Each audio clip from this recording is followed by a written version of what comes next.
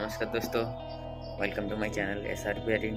पहले एक जो वीडियो बनाया था आप लोगों का बहुत सपोर्ट मिला। आप लोगों ने बहुत कमेंट्स भी की कि दूसरा कुछ बनाओ। आगे टाइम मिलता नहीं है इसीलिए बनाता नहीं हूँ। आज एक नया वीडियो ले आई हूँ कि एक मिनी बम्पर कैसे बनाएं। अगर ये साथ में रहेगा तो कहीं भी रास्ते में हमारा गाड़ी या हो या साइकिल हो पंचर हो जाता है तो हमको बहुत दूर तक चलना पड़ता है। ये आपका साथ में रहेगा तो टायर में हवा रख सकते हो। फुटबॉल भी पंप होता है इसमें। आशा करता हूँ वीडियो आपको अच्छा लगेगा। जल्दी से जल्दी इसे हमारा चैनल को सब्सक्राइब कीजिए, लाइक्स कीजिए, शेयर कीजिए और आप लोगों का सपोर्ट ऐसे मिलता रहेगा तो आगे और भी नए कुछ वीडियो लेके आएंगे। मिलते हैं वीडियो की एंड में।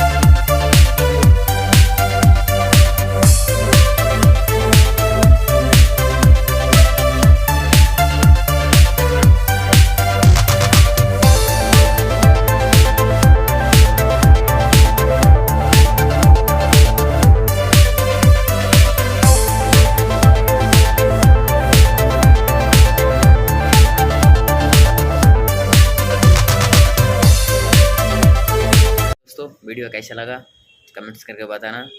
आप हम लोगों को सपोर्ट करोगे तो आगे और भी नए नए वीडियो लेके आएंगे आपका पास। आज के लिए चलते हैं, नमस्ते।